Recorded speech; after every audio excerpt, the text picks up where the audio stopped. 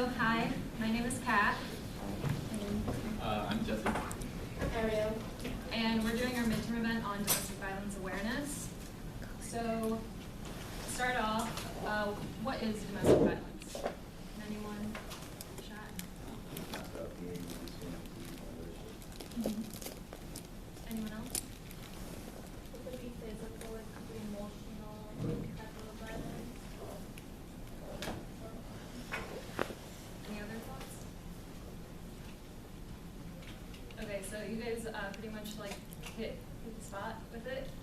Domestic violence is the willful intimidation, physical assault, battery, sexual assault, and or other abusive behavior as part of a systematic pattern of power and control perpetrated by one intimate partner against another. And this is according to the National Coalition Against Domestic Violence. So we're going to be talking about 4 types of abuse. We're going to be talking about sexual abuse, physical abuse, emotional and verbal abuse, and digital abuse. Let me do read this. Sexual abuse refers to any action that pressures or coerces someone to do something sexually they don't want to do. It can also refer to behavior that impacts a person's ability to control their sexual activity or the circumstances in which sexual activity occurs, including oral sex, rape, or restricting access to birth control and condoms. It is important to know that just because the victim did not say no, it doesn't mean that they meant yes. When someone does not resist an unwanted sexual advance, it doesn't mean that they consented. Sometimes physically resisting can put a victim at a bigger risk for further physical or sexual abuse. There are times when the abuser wants you to fight back, and by you fighting back, you're making it worse for yourself. Some think that if the victim didn't resist, it doesn't count as abuse, but this is a myth because it makes it more difficult. And it's hurtful because it makes it more difficult. Examples of sexual abuse: unwanted kissing or touching, unwanted rough or violent sexual activity, such as rape or attempted rape, keeping someone from protecting themselves from sexually transmitted diseases by refusing to use condoms or restricting access to birth control, using sexual insults towards someone, pressuring or forcing someone to have sex, perform sexual acts, or to engage in unwanted sexual activity, sexual contact with someone who is very drunk, drugged, or unconscious, or otherwise unable to give a clear and informed yes or no. Things to keep in mind. Everyone has the right to decide what they do or do not want to do sexually, and not all sexual assaults are violent. Most victims of sexual assault know the assailant. Sexual abuse can occur in same-sex and opposite-sex relationships, as people of all genders can be victims of sexual abuse as well as perpetrators. Sexual abuse can occur between 2 people who have been sexual with each other before, including people who are married or dating. Sexual activity in a relationship should be fun. Physical abuse. Physical abuse is any intentional and unwanted contact with you or something close to your body. Some examples of physical abuse include scratching, punching, biting, strangling, or kicking, pulling your hair or pulling you as well as pushing you, throwing something at you, such as a book, phone, plate, or anything nearby, grabbing your face to make you look at them or grabbing your clothing, grabbing you to prevent you from leaving or to force you to go somewhere, using a gun, knife, box cutter, bat, mace, or other weapon, smacking your bottom without your permission or consent, forcing you to have sex or perform a sexual act. Emotional verbal abuse. Emotional abuse includes non-physical behaviors such as threats, insults, constant monitoring or checking in, excessive texting, humiliation, intimidation, isolation, or stalking. A relationship can be abusive even without physical violence. Verbal abuse may not cause physical damage, but it does cause emotional pain and scarring. It can also lead to physical violence if the relationship continues on an unhealthy path. Sometimes verbal abuse is so bad that you actually start believing what your partner says. You begin to think you're stupid, ugly, or worthless. You agree that nobody else would ever want to be in a relationship with you. Constantly being criticized and told you aren't good enough causes you to lose confidence and lowers your self-esteem. As a result, you may start to blame yourself for your partner's abusive behavior. Some signs of emotional verbal abuse: yelling and screaming at you, calling you names or putting you down, threatening to expose personal secrets such as sexual orientation, telling you what to do, where, preventing you from seeing friends or family, intentionally embarrassing you in public, starting rumors about you, stalking you, damaging your property when they are angry, such as throwing books or kicking doors, accusing you of cheating. They are often jealous of outside relationships. They make you feel guilty or immature when you don't consent to sexual activity. They use gaslighting techniques to confuse or manipulate you. They threaten to commit suicide to keep you from breaking up with them. Digital abuse. Before I get into this, has anyone heard of digital abuse? No, you heard it. Has anyone heard of digital abuse? Does anyone want to take a guess what digital abuse is, even though it says what it is? Probably like, you know, intimidating somebody or abusing somebody over like Facebook or Instagram or something to that effect. Perfect. Okay. Let's say you're talking about they were in a relationship and they send like, inappropriate texts or pictures, and they could be like, oh, if you break up with me, I'll expose everything that you said, or Right. like that. Anyone else? Everyone's already here. Digital dating abuse is the use of technology such as texting and social networking, just as he said, to bully, harass, intimidate, or stalk a partner. This behavior is a form of verbal or emotional abuse that is perpetrated online.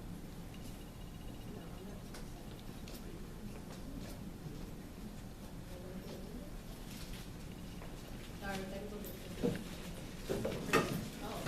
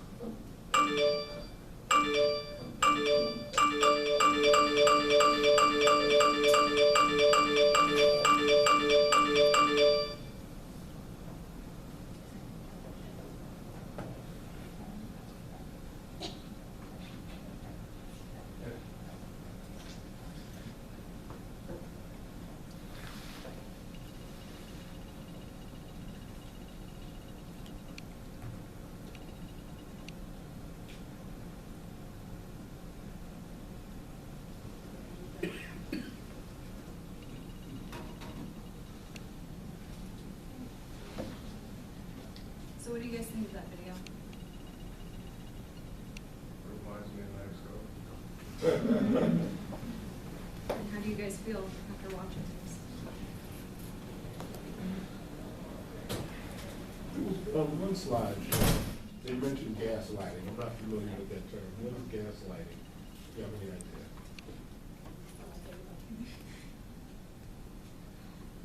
Of course, not be that.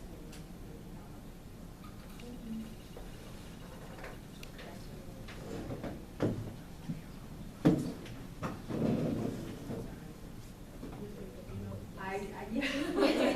She's the one that told us about it. I can't believe it. So, hi everyone, I'm just kind of like sitting here observing. My name is Jessica Greenwood, I'm the counselor at the Women's Center. To answer your question, gaslighting is when one partner in the relationship intentionally does things to make the other person feel like they're losing their mind. So, it's a really old movie, I think it might even be in black and white, called Gaslight. And in the movie, the abusive partner does all these things like leave the door unlocked and leave the windows open, and then yell at the partner and say, why did you leave the window open? Why did you leave the door unlocked when he was the one who did it? And then eventually that person starts to believe that she's doing all of these things and not remembering and starting to feel like she's losing her mind. So that's a tactic that people use on gaslighting.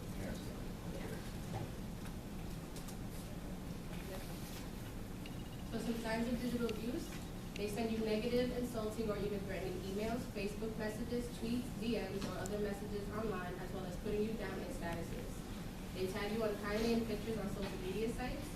They use sites like Facebook, Twitter, and others to keep constant contact tabs on you. Tells you who you can and cannot be friends with on social media sites. Sends you unwanted, explicit pictures and/or demands that you send some in return. Pressures you to send explicit videos or sex. Constantly texts you and makes you feel like you can't be separated from your phone for fear that you will be punished. Steals or insists on being given your passwords. Looks through your phone frequently, checks up on your pictures, texts, and calls. Now, who comes to mind when you think of domestic violence? Or when you hear domestic violence? Every time you participate, you can have a treat. There, A woman? Woman, female?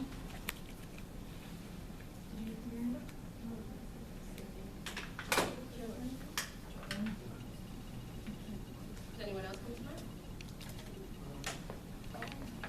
Immigrants, because in a way, they don't really know what they, like, what their rights are.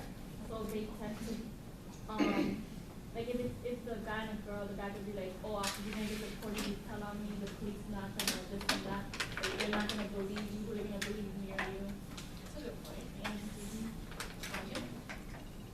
So, people when she said, I think a lot of bullshit about that. And then since we hurt the wife or anything like that, wife tends to take a shot at keeping themselves. And also like Native Americans with alcohol abuse, like they have high rate of domestic violence. Anyone else? Okay, yeah, those were really good answers. Now, a really big misconception of domestic violence is that only women face it. Only young girls face it, but really anyone can be affected. So domestic violence can happen to anyone regardless of race, age, sexual orientation, religion, or gender. Domestic violence affects people of all socioeconomic backgrounds and education levels. Domestic violence occurs in both opposite sex and same-sex relationships and can happen to intimate partners who are married, living together, or dating. Now, the three, groups of people that we'll be talking about today are college students, LGBTQ community, and men. So, for college students, 1 in 3 adolescents in the U.S. is a victim of physical, sexual, emotional, and verbal abuse. Young women and girls between the ages of 16 and 24 experience the highest rate of intimate partner violence. Nearly 43% of college women report experiencing violent and abusive dating behaviors. 16% of college women report that they have been sexually abused in a dating relationship. Over 13% of college women report having been stalked, and of these, 42% were stalked by a boyfriend or ex. 36% of college students have given a partner their computer, email, or social network passwords, and these students are more likely to experience digital abuse, which is what we just talked about and discussed. 57% of college students say it's difficult to identify abuse, and 58% say they don't know how to help someone who is experiencing it. Now, there are obstacles that college students face when it comes to actually reaching out and getting help and support that they need. So some of those include students may feel isolated from their personal support networks and resources for help because the student is away from home for the first time. So this is really a big one for students who are out of state, because it's like they're really like not around their close family, their friends. It's like they feel like they don't have anyone close to talk to or trust. Students may have a small and or limited social network due to college campus atmosphere. Administrators may not understand the scope of the problem and not react appropriately. So a lot of people may think that college students, looking at age-wise, like younger college students, a lot of people associate it with dating as like, oh, puppy love. It's not something to be really taken seriously. They're young, it's usual, it's normal for them to argue, but anyone can face domestic violence regardless of how old you are. Students may fear their parents finding out and taking the student out of school. Some students may not be able to afford supportive services, like outside school services. Some students may not define their experience as abusive. Some students may fear being attacked, and that's according to the abusive partner. a student may feel like they're more likely to face even more abuse if they are able to break up or reach out for help. And social networking sites provide easy access for perpetrators to control their partners. And this goes back to, again, digital abuse. Really quickly, is anyone here aware of our services in this school?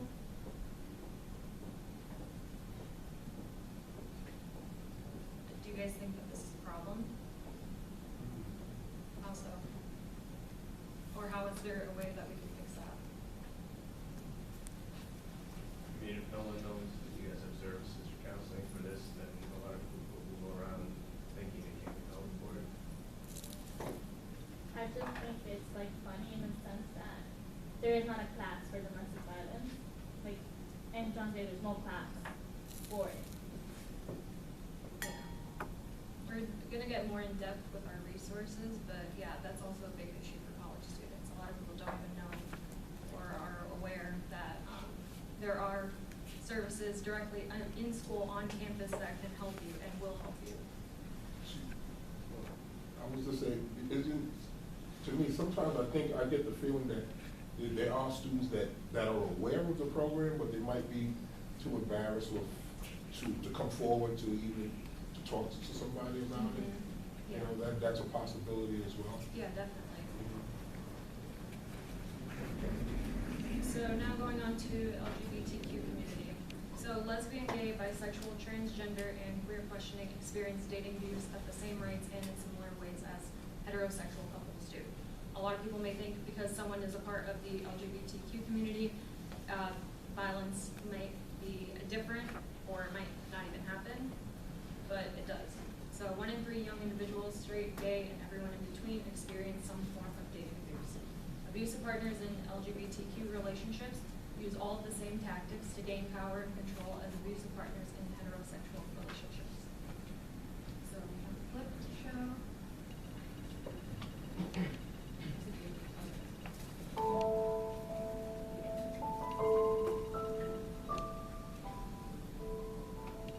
I met Darren in a bar about 8 months ago.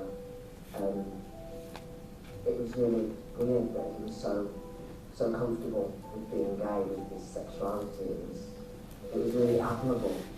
And then we soon became a couple, and that was nice. It was really nice, you know. Apart from him being a secret from my family and friends, then something changed, and he started putting pressure on me to come out, and I couldn't, and then he started to get pretty violent. He was really violent and nasty, and he pushed me and hit me, and I'd go home and I'd have cuts and bruises, and I wouldn't be able to explain them. And then he started saying that he was going to tell my family and friends that I was gay, that I had HIV, and I didn't really know what to do. I couldn't tell anyone because then I'd have to tell them I was gay, and I didn't think it was abuse because we're both blokes, and surely I should be able to fight him off if he's hitting me, but it was just so intense, and I thought that maybe I deserved it for being gay, and I was so alone. There was no one to talk to.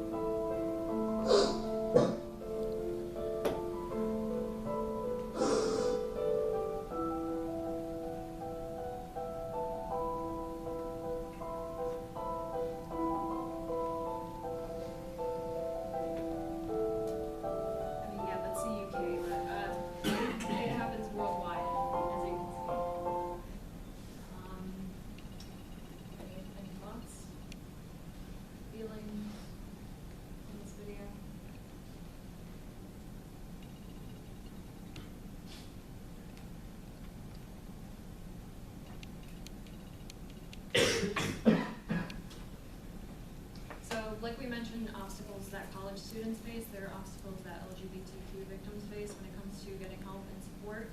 So this includes shame or embarrassment, fear of not being believed or taken seriously, fear of retaliation,